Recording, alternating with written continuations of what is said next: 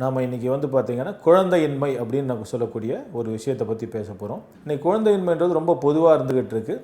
இது அதிகம் நம்ம வந்து பார்த்திங்கன்னா இன்றைக்கி அதிக பேருக்கு பார்க்க முடியுது.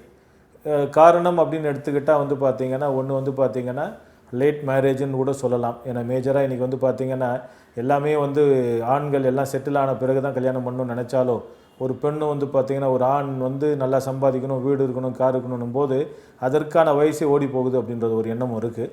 ஸோ அதனால் ஒரு டைமுக்குள்ளே அந்த ஒரு ஏஜ், அதாவது ஃபெர்டிலிட்டி ஏஜ்னு சொல்லுவோம் பெண்களுக்கு, ஆண்களுக்கும் உண்டு. அந்த அளவு அந்த டைமில் ஒரு ஆணும் ஒரு பெண்ணும் ஒரு கணவன் மனைவி ஆகும்போது குழந்தை அப்படின்றது ரொம்ப ஆரோக்கியமாக சீக்கிரமாகவே வந்து பார்த்தா நேச்சுரலாக கன்சீவ் ஆக வாய்ப்பு உண்டு. ஸோ இன்றைக்கி இருக்கக்கூடிய காலத்தில் ஸ்ட்ரெஸ்ஸும் அதிகமானதும் கூட அடுத்த காரணமாக சொல்கிறோம். ஸோ இந்த குழந்தையின்மையில் வந்து பார்த்திங்கன்னா எப்போவுமே வந்து பார்த்திங்கன்னா அந்த காலத்துலேருந்து இப்போ வரைக்கும் ஜாஸ்தியாக வந்து பார்த்தீங்கன்னா பெண்கள்னு பெண்களோட பிரச்சனையாகவே நினச்சிக்கிட்டு இருக்காங்க. ஆனால் இன்றைக்கி வந்து இருக்கக்கூடிய காலகட்டத்தில் ஈக்குவலாக இருக்குது.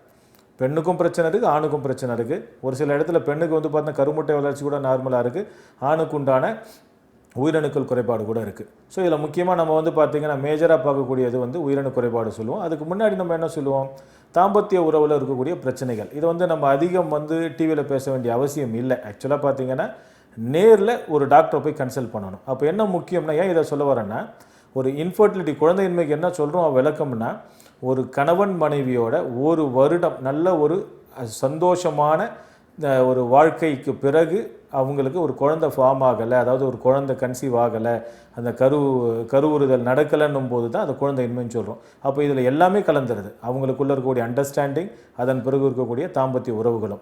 ஸோ அப்போது அதில் ஏதோ ஒரு பிரச்சனைன்னு சொன்னால் அதற்குண்டான டாக்டரை போய் பார்க்கலாம் அப்படின்னு நம்ம நினச்சி அதுக்கு யோசிக்கிறோம்.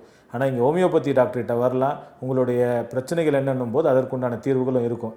அதாவது இந்த ஆண்மை குறைவுன்றதாவது வந்து பார்த்திங்கன்னா ஒரு சிலருக்கு வந்து பார்த்திங்கன்னா தெரியும், அதற்கு உண்டான சிகிச்சை முறைகள் ரொம்ப நல்லா இருக்குது. அதே மாதிரி வந்து பார்த்தா அதில் வரக்கூடிய பல விஷயம் இருக்குது. அது எல்லாமே நேச்சுரலாக, நார்மலாக, அப்நார்மலான எல்லாருக்குமே குழப்பம் இருக்குது. ஏன்னா அது வந்து தெரிஞ்சுக்கிறதுக்கு வந்து அவங்க தெரிஞ்ச நண்பர்கள்ட்ட சொன்னால் அவங்களுக்கு உண்டான அனுபவத்தில் முடிச்சிடறாங்க. அப்படி போகாதீங்க, தயவுசெய்து மருத்துவரை வந்து அணுகுங்கள். ஸோ ஹோமியோ கேருக்கு வந்தீங்கன்னா என்ன விஷயம் என்ன இப்போ எல்லாமே நம்ம கிளியராக பார்க்கலாம்.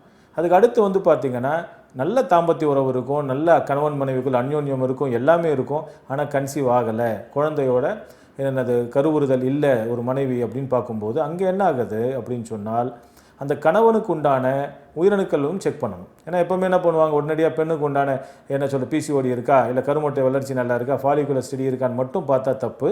ஏன்னா எல்லாருமே என்ன நினைக்கிறதுனா, ஒரு ஆணுக்கு நல்ல தாம்பத்திய உறவு இருந்தால் போதும்னு நினைக்கிறாங்க. அப்படி கிடையாது.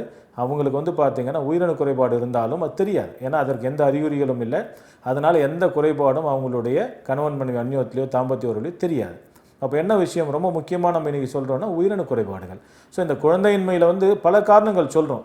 ஆனால் அதில் மேஜராக எல்லா காரணங்கள்லேயும் போய் நேராக நிற்கிறது இங்கே தான். ஸோ அப்போ அந்த உயிரணு குறைபாடில் வந்து என்ன சொல்கிறோன்னா, இன்றைக்கி வந்து செக் பண்ணுறோம். அதில் செக் பண்ணும்போது எவ்வளோ அளவு வந்து பார்த்திங்கன்னா உயிரணுக்கள் இருக்குதுன்னு பார்க்குறோம். இந்த உயிரணுக்களை பொறுத்த வரைக்கும் பார்த்திங்கன்னா ஒரு நார்மல் ரேஞ்சுன்றது பெரிய ஆவரேஜ். அதாவது பார்த்திங்கன்னா 1 மில்லியன் to 120 மில்லியன் கூட சொல்லலாம். அதாவது நார்மல் அப்படின்றது அத்தனை மில்லியன்ஸ் ஆஃப் ஸ்பெர்ம் இருந்தால் கூட உயிரணு இருந்தால் ஒரே உயிரணு தான் ஒரு கருமுட்டையை கருத்தரிக்க போகுது. அப்போ அத்தனை இருக்கணும். அதில் என்ன ஆகுது, அதுக்கு அடுத்து அதில் மொட்டிலிட்டின்னு ஒன்று சொல்லுவோம், குவாலிட்டி. அந்த மொட்டிலிட்டியில் ஒரு 55% இருந்தாலே நம்ம நார்மல்னு சொல்கிறோம். அப்போ பாருங்கள், எவ்வளோ அளவு நம்ம இருந்தாலும் அது ஒரு 55% மொட்டிலிட்டி இருந்தால் போதும்.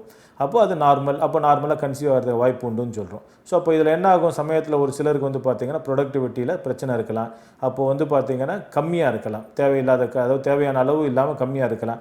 அதில் அகைன் திரும்ப மொட்டிலிட்டி பர்சன்டேஜ் கம்மியாக இருக்கலாம். அப்போ என்ன ஆகுது, நீந்து செல்லும் திறன் இல்லாட்டி ஒரு கருத்தரிக்கிறதுன்றது பிரச்சனையாயிரும். ஏன்னா இந்த உயிரணு குறைபாடு இருக்கும்போது என்ன பண்ணுறாங்கன்னா மக்கள் அந்த உயிரணுக்கள் உற்பத்தி ஆகிறதுக்கான நல்ல மருந்துகள் இருக்குதுன்னு தெரியாமல் ரொம்ப கம்மியாக இருக்குது சார் அப்படின்னு சொன்ன உடனே ஒரு ஆர்டிஃபிஷியலாக போகணுன்னு பார்க்குறாங்க. அப்போ அங்கே போயும் ஃபெயிலியர் ஆகும்போது அவங்களுக்குள்ளே வந்து பார்த்திங்கன்னா அவங்களுடைய நம்பிக்கை இழந்துடுறாங்க. பட் அப்படி இழக்க வேண்டாம், கண்டிப்பாக இதை சரி பண்ண முடியும். ஸோ ஆண்களுக்கான குழந்தையின்மையில் காரணங்கள் வர்றதில் பல விஷயங்களை சரி பண்ணுறதுக்கு நல்ல ஹோமியோபதி மருந்துகள் இருக்குது.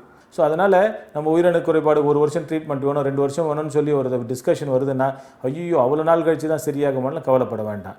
3 மாதத்துக்குள்ளவே பார்த்திங்கன்னா ஒரு சில ப்ராக்ரஸ் வரலாம், டிபெண்ட்ஸ் ஆன் த கேசஸ். அப்போ அதனால் அந்த நேச்சுரலாக ஒரு கன்சீவ் ஆகிறதுக்கான வாய்ப்புகள்ன்றது எவ்வளோ ஏர்லியாக இருக்குமோ அவ்வளோ ஏர்லியாக வந்து அமையும். ஏன்னா மெடிசன்ஸ் வந்து பார்த்திங்கன்னா அதுதான் பண்ண போகுது. அதனால் தைரியமாக உயிரணு குறைபாடுன்னா ஆண்களுக்கான குழந்தையின்மைக்கு எந்த காரணமாக இருந்தாலும் ஹோமியோ கேர் இன்டர்நேஷனல் வாங்க. இங்கே இருக்க டாக்டர்ஸ் உங்களுக்கு எல்லாம் கரெக்டாக டயக்னோஸ் பண்ணி அதற்குண்டான சிகிச்சை முறைகள் கொடுத்து நேச்சுரலாக கன்சீவ் ஆகிறதுக்கான விஷயங்கள் பண்ணலாம். நன்றி, வணக்கம்.